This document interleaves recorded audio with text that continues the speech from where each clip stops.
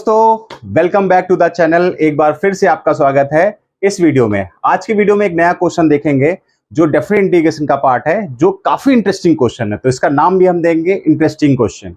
चलिए video start करते हैं। देखिए ध्यान से, क्वेश्चन हमारे पास में क्या है, integration of under root mod x minus x, और आपकी जो लिमिट वेरी कर रही है -1 to 1 वेरी कर रही है, तो इसको इंटीग्रेट करना है। अच्छा, इस क्वेश्चन में मुझे दिख रहा है कि इसमें दो तरीके का टर्म काम कर रहा है, एक रूट काम कर रहा है, साथ में मॉडुलस भी काम कर रहा है।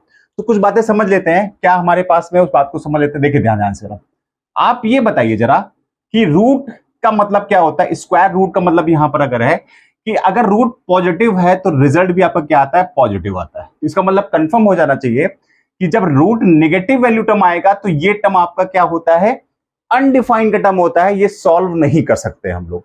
इमेजिनरी टर्म आता है वो अलग चीज है, बट वो डिफाइंड नहीं है, वो इमेजिन किया गया है। तो हम लोग यहां मानेंगे कि ये अनडिफाइंड होता है।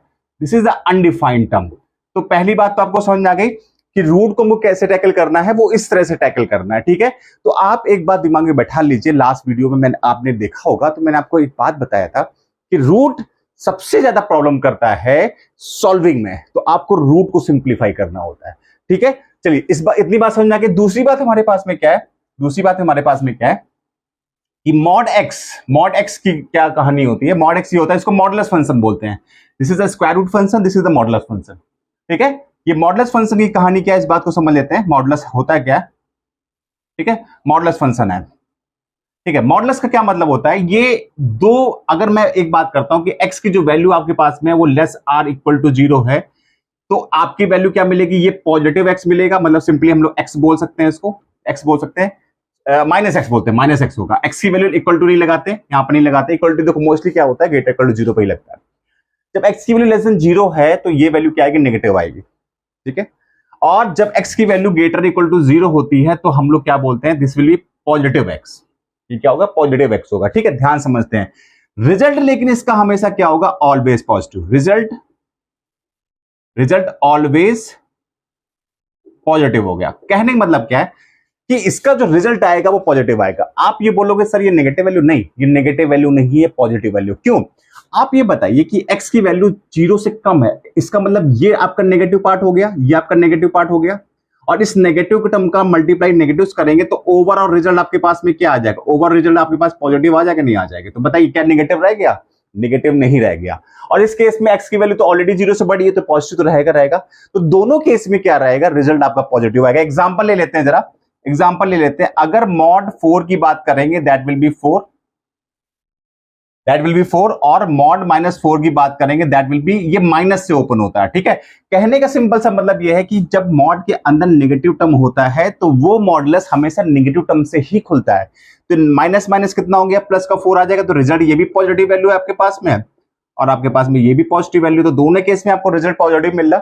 तो आप सिंपली बात समझ लीजिए कि मॉड हमेशा पॉजिटिव खुलेगा अगर मॉड के अंदर की वैल्यू पॉजिटिव है। अगर मॉड नेगेटिव खुलेगा जब क्या होगा, मॉड के अंदर की वैल्यू क्या होगी, नेगेटिव होगी। ठीक है, इतनी बात समझ में आ गई। चलिए आगे इसको सॉल्व करते हैं। तो आप ये बताइए जरा, सिंप्लीफाई करना है हमको, तो एक काम करते हैं, पहले इस मॉड को देखते हैं भाई। तो साफ साफ समझ में आ गया कि मॉड, इसका दो केस लेना पड़ेगा।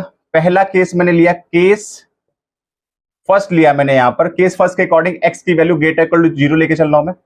ठीक है, अब ग्रेटर इक्वल टू लेके चल रहा हूं तो इसका मतलब ये मॉडुलस आपका पॉजिटिव खुलना चाहिए। ठीक है, चलिए पॉजिटिव खुलना चाहिए, तो आप एक बार बताइए, और लिमिट आप ले चल लो 0 से बड़ी लेके चल लो। क्या चल लो, 0 से बड़ी लेके चल लो, तो आप लिमिट भी तो यहां पर चेंज करोगे ना। एक्स की जो वैल्यू होनी चाहिए वो 0 से लेके 1 तक आनी चाहिए। ये कैसे पता लगा, इसको ऐसे देख लो यार, इसको ऐसे देख लो। आप एक लाइन, नंबर लाइन बनाया, उस नंबर लाइन में आपने 0 लिया।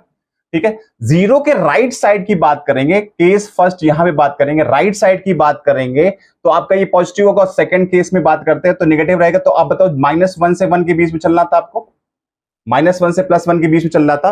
तो मैं पहले केस में 0 से 1 के टर्म में लूंगा, क्योंकि मैं x की वैल्यू क्या कर रहा हूं, 0 से बड़ी रख रहा हूं, 0 या 0 से बड़ी रख रहा हूं। तो आपके पास लिमिट कहां से कहां जाएगी, 0 से लेकर 1 के बीच में जाएगी। तो 0 से 1 के बीच में हो गया, तो ये आपका किससे खुल गया, मॉडुलस आपका कितना, ये पॉजिटिव खुला, x माइनस x, ये dx आ जाएगा, it will be cancel out. तो आप मुझे बताइए 0 से लेके 1, रूट 0, वैल्यू कितनी आ गई, 0 आ गई आपके पास में, वैल्यू 0 आ गई। Integration of 0 that will B 0। ठीक है, integration of 0 that will B 0। Clear होगी बात यहाँ पे। ठीक है, चलिए आगे देख लेते हैं, आगे क्या हमारे पास में, आगे हमारे पास में क्या, बी पार्ट क्या है, बी पार्ट का सोल्यूशन क्या होगा। केस ये फर्स्ट केस था, केस सेकंड में आते हैं, ठीक है, केस सेकंड में आते हैं। एक्स की वैल्यू क्या है, लेस देन जीरो। जब लेस देन जीरो की बात करें तो लिमिट आपकी कहां जाएगी, -1 से 0 के बीच में जाएगी, ठीक है, -1 से 0 के बीच में गई, ये कितना आ जाएगा, अंडर रूट।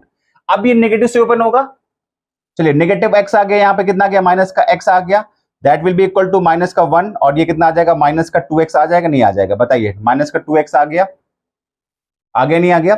अब देखो समझना है आपको ध्यान से, ये x ऑलरेडी नेगेटिव है, ये नेगेटिव है, ये माइनस का 2 लिखा हुआ है यहां पर, माइनस का 2 लिखा, तो ये माइनस और ये नेगेटिव पार्ट मिलके पॉजिटिव, तो मतलब अंडर रूट के अंदर पॉजिटिव वैल्यू आ रही है, तो ये पॉजिटिव वैल्यू रिजल्ट भी पॉजिटिव देगा, इसमें गलती नहीं करनी है, ठीक है। चलिए इसको थोड़ा सा इधर लेके आते हैं, सॉल्व कर लेते हैं हम लोग जरा, ठीक है। तो एक काम कर सकते हैं, इसको मैं क्या ले सकता हूं, इसको मैं कितना ले सकता हूं, लिमिट सही कर लेता हूं, 0 है -1 है, ये 0, ये आपका हो गया -1 हो गया, ये 0 हो गया, क्या मैं इसको ये लिख सकता हूं, 2 इंटू माइनस का एक्स लिख सकता हूं, ठीक है, माइनस एक्स लिख लिया यहां पर, ठीक है। यही काम करते हैं, इसको ऐसे लेके चलते हैं, कोई इशू नहीं, कोई दिक्कत नहीं, आप ऐसे लेके चलते हैं, क्योंकि भाई अब तो काफी चीजें बदली गई है ना, ठीक है। चलिए अंडर रूट एक्स का आप क्या लिख देंगे, इसको आप लिखते हैं -1 से लेके 0 तक, और -2x की पावर कितना आ जाएगा, 1/2 और dx आ जाएगा, ठीक है। चलिए आगे देखते हैं जरा, -2x का इंटीग्रेशन कितना होगा यहाँ पर, +1 अपॉन कितना आ जाएगा, 1/2 +1 आ जाएगा, ठीक है, आ जाएगा नहीं आ जाएगा। और साथ में आप बताइए, जो x का मल्टीपल होता है वो डिवाइड में जाता है, तो x का कोफिशिएंट कितना है, तो -2 यहां पर आ जाएगा, और यहां पर आपके पास में ये जो लिमिट चली जाएगी वो -1 से लेकर 0 के बीच चली जाएगी, ठीक है। चलिए सॉल्व करते हैं, ये कितना आ गया आपके पास में, दिस विल बी -2x की पावर 3/2 होल अपॉन माइनस का 2 इंटू कितना आ जाएगा, 3/2, और यहां पे लिमिट कितनी चली जाएगी, -1 से लेकर 0 चली जाएगी, ये कैंसिल आउट हो गया, कैंसिल आउट हो गया। आगे देख लेते हैं कितना आपके पास में, ये that will be what, 1/3 minus में आगे कर लिया, ठीक है। अब इसको मैं वैल्यू पुट करता हूं, पहले 0 पुट किया तो कितना गया, -2 इंटू 0 की पावर 3/2, ठीक है। उसके बाद कितना आ जाएगा, माइनस हो गया आपके पास में, ये माइनस अंदर रहेगा, ठीक है, माइनस यहां पे लग गया, ठीक है, माइनस यहां पे लगा, -2x की पावर कितना आ जाएगा, x कितना आपके पास 1 है ना, इंटू 1 आ जाएगा, ठीक है। और ये आपके पास वैल्यू कितनी आ जाएगी आपके पास में, -1 आ जाएगा, ठीक है। यहां पर पावर कितना हो गया, 3/2 आ गया, दिस विल योर वैल्यू, ठीक है। आगे देख लेते हैं, आगे हमारे पास में क्या है, ठीक है। चलिए ये कितना आएगा आपके पास में, माइनस का 1/3, दैट विल बी 0 माइनस, ठीक है। ये कितना लिखा हुआ, ये -1, ये -1 कितना हो गया, 2 हो गया, प्लस का 2 की पावर 3/2 हो गया, ठीक है। आप बताइए कितना आ गया आपके पास में, माइनस का 1/3 और इंटू कितना आ जाएगा, माइनस का कितना आ गया आपके पास में, ये वैल्यू आपके पास में 2√2 लिखा हुआ है, 2√2 लिखा हुआ है, ठीक है, माइनस माइनस प्लस हो गया तो 2√2/3, दिस इज योर आंसर। बताइए समझ में आ गई बात, समझ में आ गया क्वेश्चन, क्या क्वेश्चन था, कितना इंटरेस्टिंग क्वेश्चन था, ठीक है। चलिए आज की वीडियो के लिए इतना ही रखते हैं, अगर वीडियो अच्छी लगी हो तो आप इसको लाइक जरूर करिएगा और चैनल को सब्सक्राइब जरूर कर दीजिएगा। चलिए मिलते हैं नेक्स्ट वीडियो में, okay till then bye bye.